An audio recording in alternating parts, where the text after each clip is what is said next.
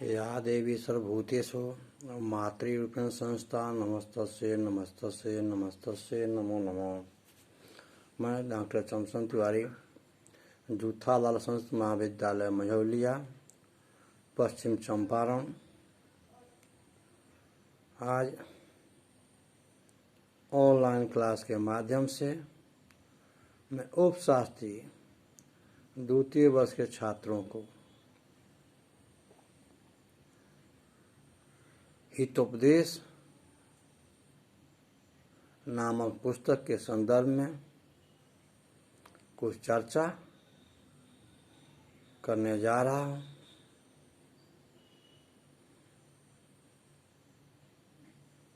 जिससे मैं उम्मीद करता हूँ कि यह ऑनलाइन क्लास के माध्यम से छात्रों के लिए कुछ लाभप्रद हो सके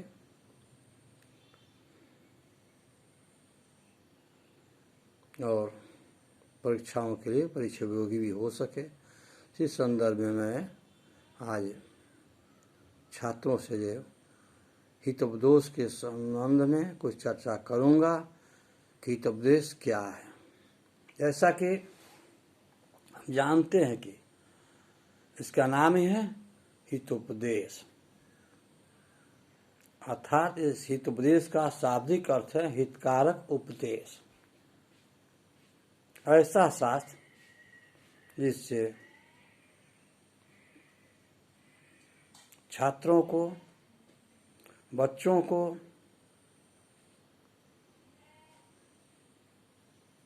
हित चाहने वाला, ज्ञान प्राप्त कराने वाला जो सुगम ज्ञान है, उसका नाम है हितोपदेश। अर्थात बालकों के कल्याणार्थ, बालकों के मन में यह सुगम संदेश, यह कल्याणकारी चर्चाओं को कथाओं के माध्यम से हमारे विष्णु शर्मा ने जो उपदेश दिया, उसी का नाम है हितोपदेश। ऐसा उपदेश जिसमें हितकारक हो, कल्याणकारी हो, अर्थात कल्याणकारी उपदेशों को ही हितोपदेश कहा जा सकता है। यह ऐसा उपदेश है जो बच्चों के, छात्रों के हित को देखते हुए उपदेशित किया जाता है। इसीलिए इसे ग्रंथ का नाम है हितोपदेश। पूर्व की बात है,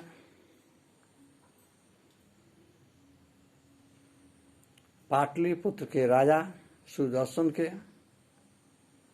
4 पुत्र थे और वे चारों पुत्र अत्यंत ही मूर्ख थे। इन मूर्ख राजाओं को, इन मूर्ख पुत्रों को देखकर वो राजा सदैव चिंतित रहा करता था कि मेरे पश्चात इस राज्य का क्या होगा, इस राज का उत्तराधिकारी कौन बनेगा, या मेरे प्रजाओं का देख रेख समुचित ढंग से कौन कर पाएगा। इसी चिंता से वह राजा अत्यंत चिंतित रहा करता था। एक दिन अपने पंडित को बुलाकर कहे, हे विद्य गुरुजन, आप कोई ऐसा सुगम उपाय ढूंढे जिससे मेरे मूर्ख पुत्रों को ज्ञान प्राप्ति हो सके, ये कुछ समझ को प्राप्त कर सके।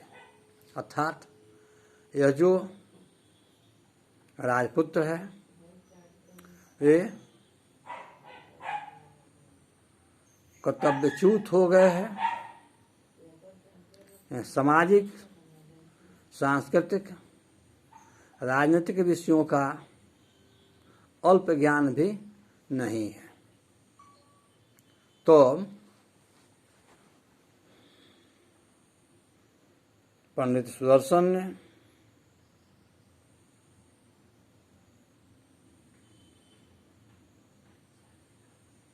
तो वो पंडित विष्णु शर्मा ने सुदर्शन से कहा, हे राजन, मैं कुछ ही समय में कथा कहानियों के माध्यम से, उपदेशकारक वचनों से या छोटी छोटी कहानियों पहेलियों के द्वारा आपके मूर्ख पुत्रों को ज्ञानी बना सकता हूँ। तब राजा ने बड़े उत्साह से उसे गुरु को कहा, हे गुरुवर, यह अच्छी बात है कि आप अपने प्रयत्न से मेरे पुत्रों को विद्वान बना दें।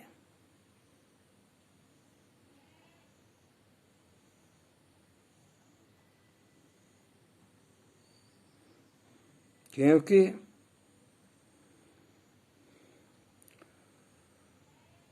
विष्णु शर्मा ने व्याघ्र, कौवे, कछुए, गिद्दड़, बैल, हरिण और चूहों की कथाओं के द्वारा लड़कों को अमृत पान कराया। औषधि खाने में कड़वी होती है, इसलिए औषधि खाने के जी नहीं चाहता है, किंतु जब मधु के साथ औषधि दी जाए तो वह खाने के योग्य हो जाती है और उसका परिणाम भी अच्छा होता है। इसी प्रकार कथा रूप मधु के द्वारा नीति शास्त्र रूप औषधि पिलाई जाती है। विष्णु शर्मा ने राजपुत्रों को शिक्षित करने के लिए पंचतंत्र का प्रणयन किया, अर्थात पंचतंत्र का चयन किया। उसी पंचतंत्र का सार लेकर यह हितोपदेश नामक पुस्तक की रचना की गई है, जिसमें हितकारक उपदेश विद्यमान है। और इन्हीं हितकारक उपदेशों के द्वारा छात्रों को, बालकों को विद्य बनाया जा सकता है, क्योंकि यह हितोपदेश अत्यंत कल्याणकारी है। इसकी कथाएं मनोहर हैं। भारतीय संस्कृति को देखते हुए इन कथाओं का निर्माण किया गया है, इसलिए ये कथा सदैव ही कल्याणकारी है।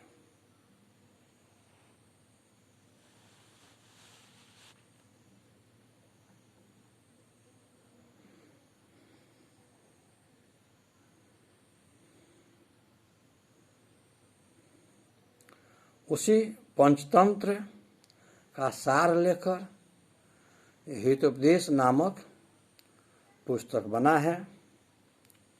हितोपदेश का संग्रह किसने किया यह विषय निश्चित नहीं है, किंतु मूल पुस्तक पंचतंत्र के लेखक विष्णु शर्मा के विषय में लोगों का मत यही है कि वे चाणक्यापर नामक अर्थशास्त्र के लेखक कौटिल्य है।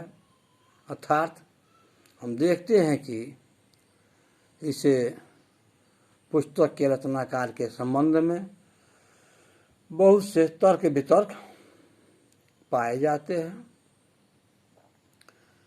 आया मात्र हितोपदेश से संबंध में नहीं, संस्कृत साहित्य की सभी पुस्तकों के संबंध में, सभी कवियों विद्वानों के संबंध में मतांतर पाए जाते हैं। फिर भी उन्हें तर्कों के आधार पर निराकरण भी कर दिया जाता है।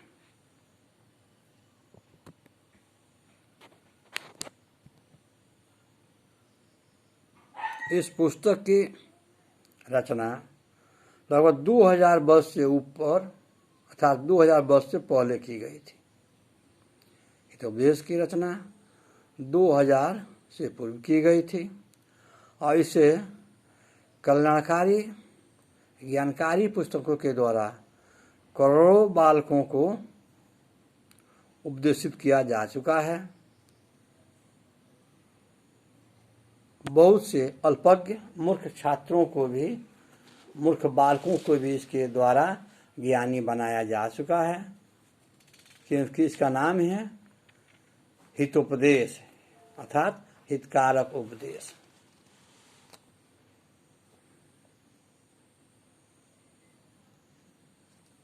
यह हितोपदेश हितकारक उपदेशों के साथ साथ, कल्याणकारी उपदेशों के साथ साथ नीति शास्त्र का भी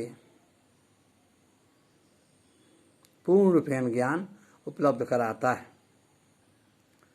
किंतु बालकों को संस्कृत सिखाने के लिए यह अद्वितीय पुस्तक है। इसके सरल सुंदर वाक्य अभ्यास के योग्य है, जिसके अभ्यास के अनायास संस्कृत आ जाती है। एक ही विषय को भिन्न भिन्न व्यक्ति अपनी युक्ति से कैसे समर्थन करते हैं तथा ऐसी परिस्थिति में तत्व विषय ग्रहण कैसे करना, इसमें बड़ी बुद्धिमत्ता है। हितोपदेश का मित्रलाभ प्रकरण बहुमूल्य है। इस प्रकार इस पुस्तक के अभ्यास से अनेक गुण प्राप्त होते हैं।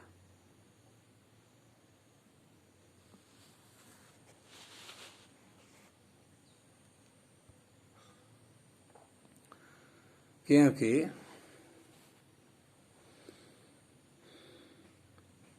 जब राजा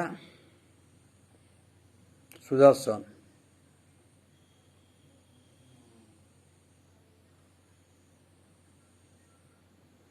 भागीरथी के तट पर चिंतन कर रहा था तो वहीं उसने 2 श्लोकों को किसी विद्वान के मुख से सुना। अर्थात राजा सुदर्शन जब भागीरथी के तट पर अपने मूर्ख पुत्रों के विषय में चिंतन कर रहा था कि मेरे बच्चे कैसे योग्य बने, कैसे इनको शिक्षा दी जाए,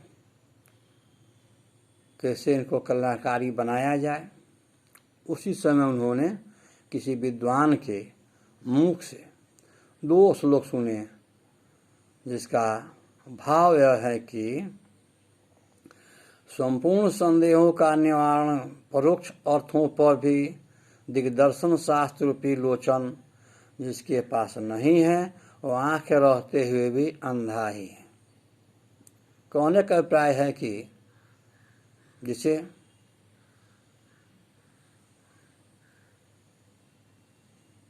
ज्ञान की प्राप्ति नहीं है, वैसे व्यक्ति, वैसे बालक, वैसे छात्र जिनको ज्ञान की प्राप्ति नहीं है,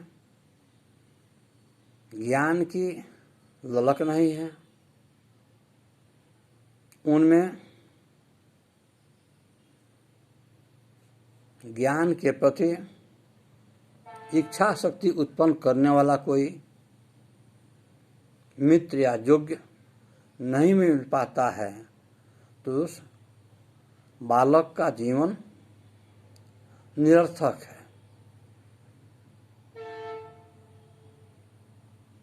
क्योंकि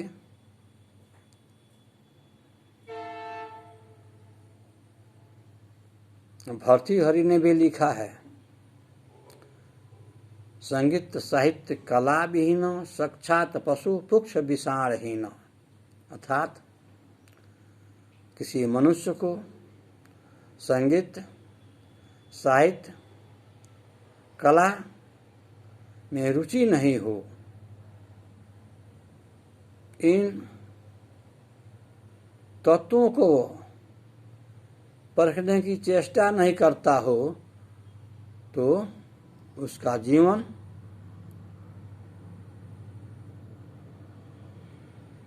एक पुच्छ रहित पशु के समान है। अर्थात कहने का अभिप्राय है कि यदि मानव है तो उसे आत्मज्ञान भी होना चाहिए। अगर ज्ञान नहीं है तो उसका जीवन निरर्थक है, व्यर्थ है।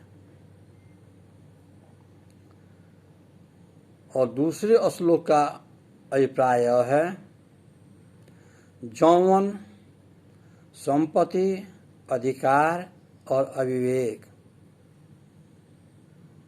यौवन संपत्ति अधिकार और अविवेक, इसमें प्रत्येक अनर्थकारी ही है। कि यौवन में बहुत सारी गलतियां होती है। यौवन में मिथ्याचार, लूट खसोट, विचार आदि जो दुर्गुण आते हैं वो भी कल्याणकारी नहीं है। और संपत्ति, कोई जुआ व्यक्ति हो, उसके पास अपार संपत्ति हो, तो वह संपत्तियों का सदुपयोग न करके दुरुपयोगों में लग जाता है। क्योंकि हमारे ऋषियों ने कहा है, यदि बच्चों को देना ही है तो उन्हें संस्कार दिया जाए, न कि कार। अर्थात इससे वैश्विक युग में आज 21वीं शताब्दी के उत्तरार्ध में हमारे विद्वानों का, समाजशास्त्रियों का कथन है कि यदि बच्चों के बाल्यपन में, अल्पायु में ही 5 से 10 वर्ष के अंदर में उसे संस्कार दे दिया जाए, उसके अंदर ज्ञान भर दिया जाए, भारतीय संस्कृतियों को पिलाया जाए, तो सदैव ही आजीवन समाज के लिए उत्तरदायी होगा और भारतीय संस्कृति का संरक्षक होगा। परंतु यदि किसी बच्चे को बचपन में ही संस्कार के बदले उसे कार दे दिया जाए, यहाँ जाओ वहाँ घूमो, ये करो वो करो, तो हमारी भारतीय संस्कृतियों को भूल जाएगा। इसलिए हमारे आचार्यों ने कहा है कि यौवन संपत्ति अधिकार और अविवेक, ये चारों जो है वो दुर्गुण के रास्ते हैं। इन चारों के द्वारा सत्कर्म भी किए जा सकते हैं एवं दुर्गुण भी आ सकते हैं। क्योंकि अधिकार प्राप्त होने पर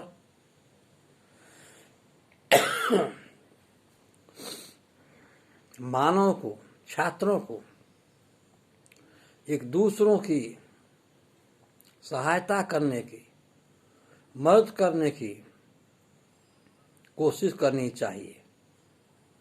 ऐसा न हो कि अधिकार मिलने पर अपने मित्रों की गला घोंट दे, अपने मित्रों को प्रताड़ित करे, यह अधिकार का दुरुपयोग है। यदि तुम्हें अधिकार मिला है तो सत्कर्मों के लिए उसको प्रयोग करो, न कि दुष्कर्मों के लिए। इसलिए हमारे मनुष्यों ने कहा कि बालकों को यदि यौवन, संपत्ति, अधिकार और चारों को ठीक से पालित करने के लिए निर्देशित किया जाए तो सदैव ही कल्याणकारी होंगे, और इनका यदि दुरुपयोग किया गया तो अमंगल को ही प्राप्त होंगे। इसीलिए जब राजा ने इस श्लोक को सुना और यह जाना कि अपने मूर्ख पुत्रों को विद्वान बनाना परम आवश्यक है, नहीं तो मेरी धरोहर राज को कलंकित कर देंगे। इसी उद्देश्य से वो राजा सुदर्शन ने पंडित विष्णु शर्मा के द्वारा अपने बच्चों को उपदेशित करने का आदेश दिया, जिससे राजा के लड़के गुणवान, कल्याणकारी और विद्य बन सके। इससे हितोपदेश नामक पुस्तक में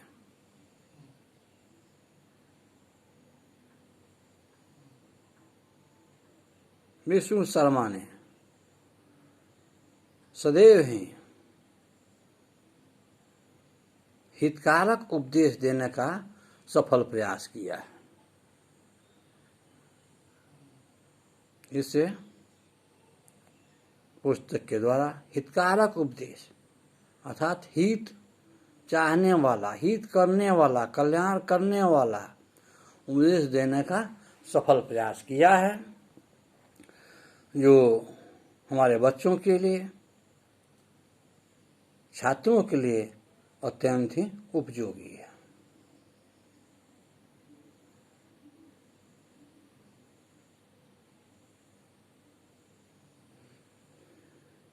क्योंकि इन श्लोक के द्वारा राजा को यह लग गया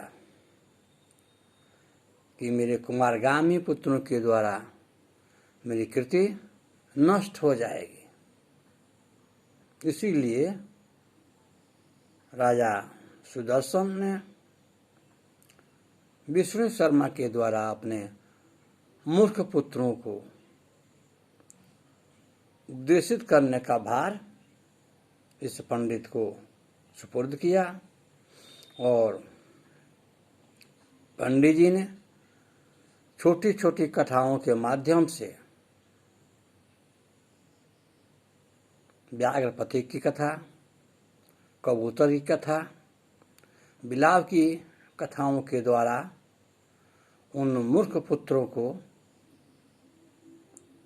ज्ञानवान बना दिया, विद्वान बना दिया। यही इससे हितोपदेश नामक पुस्तक की विशेषता है कि इसमें हितकारक उपदेश दिया गया है। इस पुस्तक के माध्यम से, इन कथाओं के माध्यम से अल्पज्ञ बालकों को हितकारक उपदेश दिया जाता है, कल्याणकारी उपदेश दिया जाता है, मनोरथ को पूर्ण करने का उपदेश दिया जाता है, जिससे हमारे बच्चे, हमारे छात्र सदैव संस्कारिक बने और हमारी भारतीय संस्कृति को अक्षुण्ण रखने की क्षमता प्राप्त कर सके। यही इस पुस्तक की विशेषता है। जयतु संस्कृतम, जयतु भारतम।